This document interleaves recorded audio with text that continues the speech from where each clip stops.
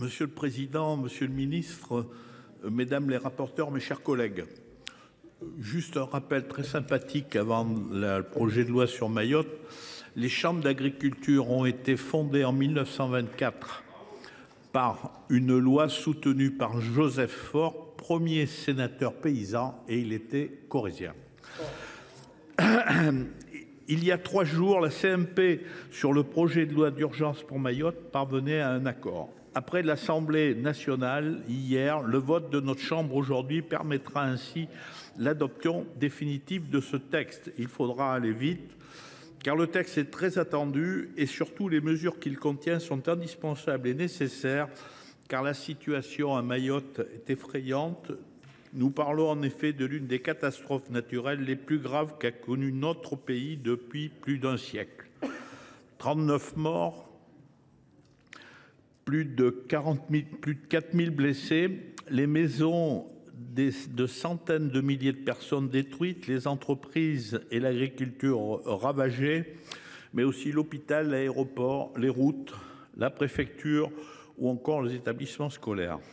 À nouveau, nous tenons à adresser toutes nos pensées aux victimes du cyclone et à leurs familles. Reconstruire vite et bien, c'est la priorité pour le territoire mahorais qui doit se relever. Il a déjà commencé à faire face à ce défi avec résilience et nous devons continuer de l'accompagner au mieux. Reconstruire vite, c'est tout l'objet de ce texte qui instaure de nombreuses dérogations au droit commun en matière d'urbanisme, dérogations qui permettront notamment de simplifier les procédures, de raccourcir certains délais et d'assouplir les règles des marchés publics. C'est indispensable pour avancer.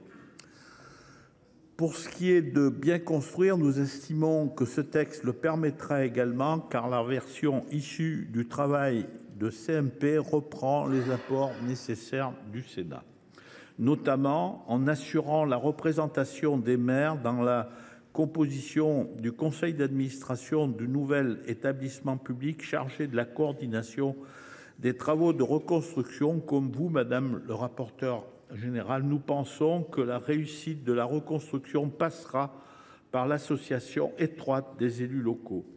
Les propriétaires pourront en outre bénéficier d'un prêt à taux zéro pour réhabiliter leur logement dans la limite de 50 000 €.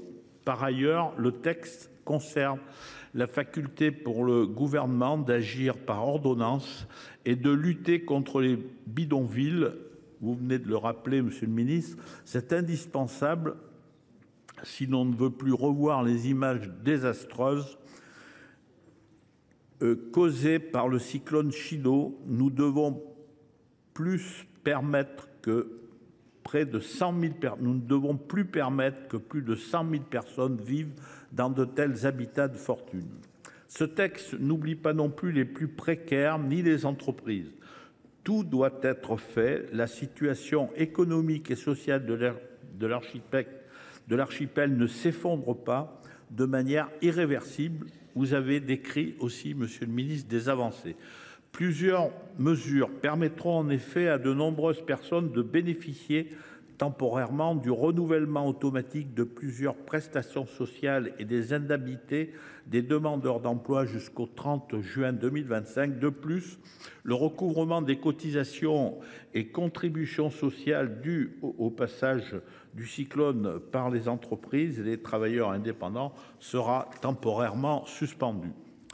Nous avons eu l'occasion de le dire, ce projet de loi est un texte d'urgence qui n'a pas vocation à régler les problèmes structurels de Mayotte, largement antérieurs au passage du cyclone. Ces difficultés sont nombreuses et profondes: accès à l'eau, accès aux soins, chômage, pauvreté, immigration illégale massive. Prouvons aux Mahorais que nous les avons entendus et que nous allons enfin agir sur ces sujets qui rongent le territoire depuis trop longtemps. J'entends souvent rappeler à juste titre, les Outre-mer, c'est la France, Mayotte, c'est la France. Mais cette année, Monsieur le Ministre, mes chers collègues, au-delà des mots, il nous faut et faudra agir vite pour le prouver. Notre groupe votera évidemment en faveur de ce texte. Je vous remercie.